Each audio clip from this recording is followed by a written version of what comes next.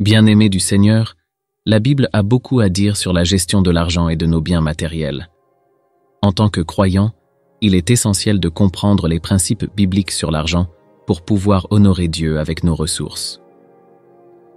Aujourd'hui, nous allons explorer 23 versets qui nous enseignent comment gérer nos finances selon les instructions divines. Que ces passages éclairent nos décisions financières et nous conduisent à une vie de bénédiction. Premier verset. Proverbes, chapitre 3, versets 9 à 10. Honore l'Éternel avec tes biens et avec les prémices de tout ton revenu. Alors tes greniers seront remplis d'abondance et tes cuves regorgeront de moût. Ce verset nous enseigne que lorsque nous mettons Dieu en premier dans nos finances, il bénira nos ressources de manière abondante. L'honneur que nous lui rendons en lui donnant les premiers fruits de notre travail est un acte de foi. Deuxième verset, 1 Timothée, chapitre 6, verset 10. Car l'amour de l'argent est la racine de tous les maux. Et quelques-uns, en étant possédés, se sont égarés loin de la foi et se sont jetés eux-mêmes dans bien des tourments. Ce verset nous avertit que l'amour excessif de l'argent peut conduire à des erreurs et à des souffrances. L'argent n'est pas le problème, mais l'attachement excessif à celui-ci peut nous éloigner de Dieu. Troisième verset, Matthieu chapitre 6, verset 24. Nul ne peut servir deux maîtres, car ou il haïra l'un et aimera l'autre, ou il s'attachera à l'un et méprisera l'autre. Vous ne pouvez servir Dieu et Mammon. Ce passage nous rappelle que nous devons choisir entre servir Dieu ou l'argent. En tant que disciples, notre loyauté doit être à Dieu avant tout. Quatrième verset, Proverbes, chapitre 22, verset 7. Le riche domine sur les pauvres, et celui qui emprunte est l'esclave de celui qui prête. La Bible nous enseigne l'importance de la gestion prudente des dettes. Vivre endetté nous place dans une position de dépendance qui peut affecter notre liberté financière. Cinquième verset, Luc, chapitre 16, verset 11. Si donc vous n'avez pas été fidèles dans les richesses injustes, qui vous confiera les véritables? Dieu nous appelle à être de bons intendants, même des ressources matérielles. Lorsque nous gérons nos biens avec intégrité, nous démontrons que nous sommes dignes de recevoir des bénédictions spirituelles plus grandes. Sixième verset, Hébreux, chapitre 13, verset 5. Ne vous livrez pas à l'amour de l'argent.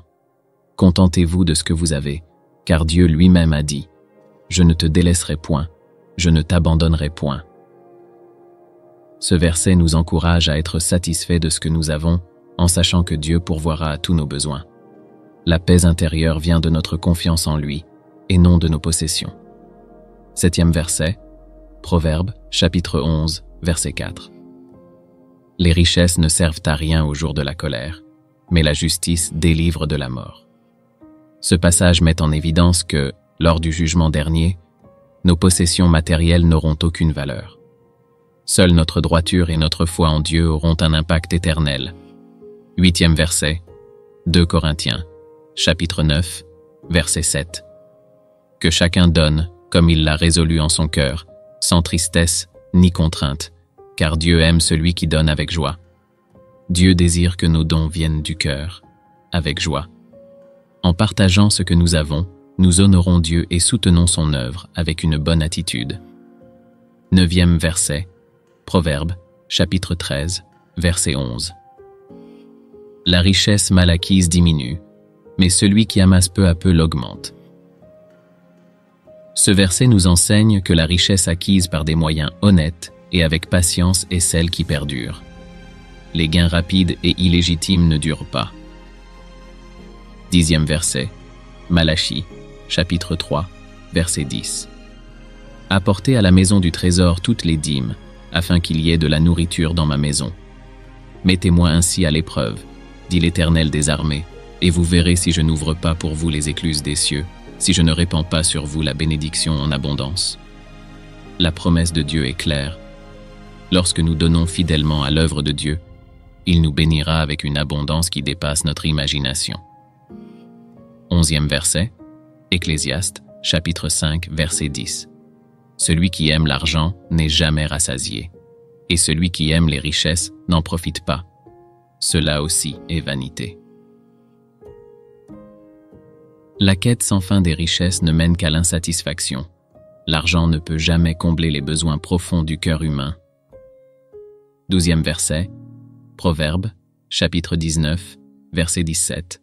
Celui qui a pitié du pauvre prête à l'Éternel, qui lui rendra selon son œuvre. Dieu voit chaque acte de générosité envers les démunis, et il récompense ceux qui donnent avec un cœur 13e verset, Matthieu, chapitre 6, verset 19. Ne vous amassez pas des trésors sur la terre, où la teigne et la rouille détruisent, et où les voleurs percent et dérobent. Jésus nous exhorte à ne pas concentrer nos efforts sur les richesses matérielles, car elles sont temporaires. Il nous encourage plutôt à accumuler des trésors spirituels éternels. 14e verset, Proverbe, chapitre 28, verset 20. Un homme fidèle abonde en bénédiction, mais celui qui hâte de s'enrichir ne reste pas impuni. L'empressement à s'enrichir peut conduire à des erreurs et des péchés. La fidélité dans la gestion de nos finances est source de bénédiction. 15e verset. Luc, chapitre 12, verset 15. Gardez-vous avec soin de toute avarice, car la vie d'un homme ne dépend pas de ses biens, fût-il dans l'abondance. Jésus nous met en garde contre l'avidité. Notre valeur ne se mesure pas à nos possessions matérielles, mais à notre relation avec Dieu. 16e verset, Jacques, chapitre 5, versets 1 à 3. À vous maintenant, riches, pleurez et gémissez à cause des malheurs qui viendront sur vous. Vos richesses sont pourries, et vos vêtements sont rongés par les vers. Ce passage est un avertissement pour ceux qui placent toute leur confiance dans la richesse. Il nous rappelle la nature périssable des biens matériels. 17e verset, Proverbe, chapitre 21, verset 5. Les projets de l'homme diligent ne mènent qu'à l'abondance, mais celui qui agit avec précipitation n'arrive qu'à la disette. La prudence et la diligence dans nos affaires mènent à la prospérité. La hâte, quant à elle, conduit souvent à l'échec financier. 18e verset, Première Chronique, chapitre 29, verset 12. C'est de toi que viennent la richesse et la gloire. C'est toi qui domines sur tout. C'est dans ta main que sont la force et la puissance. Et c'est ta main qui a le pouvoir d'agrandir et d'affermir toutes en choses. Dieu est la source ultime de toutes nos bénédictions. Nous devons reconnaître que nos richesses viennent de lui et c'est à lui que nous devons en rendre gloire. 19e verset, Psaume, chapitre 37, verset 16. Mieux vaut le peu du juste que l'abondance de beaucoup de méchants. La richesse des méchants ne conduit pas au vrai bonheur. Il est préférable de vivre dans la justice avec peu, car la bénédiction de Dieu l'accompagne. 20e verset. Proverbe, chapitre 10, verset 22. C'est la bénédiction de l'Éternel qui enrichit, et il ne la fait suivre d'aucun chagrin. La véritable richesse vient de Dieu, et elle n'apporte aucune tristesse avec elle. Quand Dieu bénit, il le fait de manière parfaite, sans les fardeaux que les richesses du monde peuvent entraîner. 21e verset, Philippiens, chapitre 4, verset 19. Et mon Dieu pourvoira à tous vos besoins, selon sa richesse, avec gloire, en Jésus-Christ.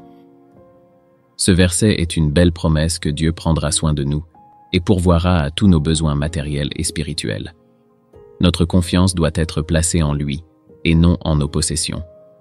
22e verset, Proverbe, chapitre 15, verset 16. Mieux vaut peu avec la crainte de l'Éternel qu'un grand trésor avec le trouble. Il vaut mieux avoir peu de biens mais être en paix avec Dieu que d'avoir beaucoup de richesses accompagnées d'angoisse et de troubles. La paix intérieure que donne la relation avec Dieu est inestimable. 23e verset, Psaume, chapitre 49, verset 16-17. Ne sois pas dans la crainte quand un homme s'enrichit, quand les trésors de sa maison s'accroissent, car il n'emporte rien en mourant. Ses trésors ne descendent point après lui. Ce verset nous rappelle que les richesses terrestres ne nous suivront pas dans l'au-delà. Ce qui importe, c'est notre âme et notre relation avec Dieu, car ce sont des choses éternelles. À travers ces versets, la Bible nous enseigne que l'argent, bien qu'utile, ne doit jamais être au centre de notre vie. Nous sommes appelés à être de bons gestionnaires des ressources que Dieu nous donne, à donner généreusement, à éviter l'avidité et à placer notre confiance non pas dans nos richesses matérielles mais dans notre Seigneur.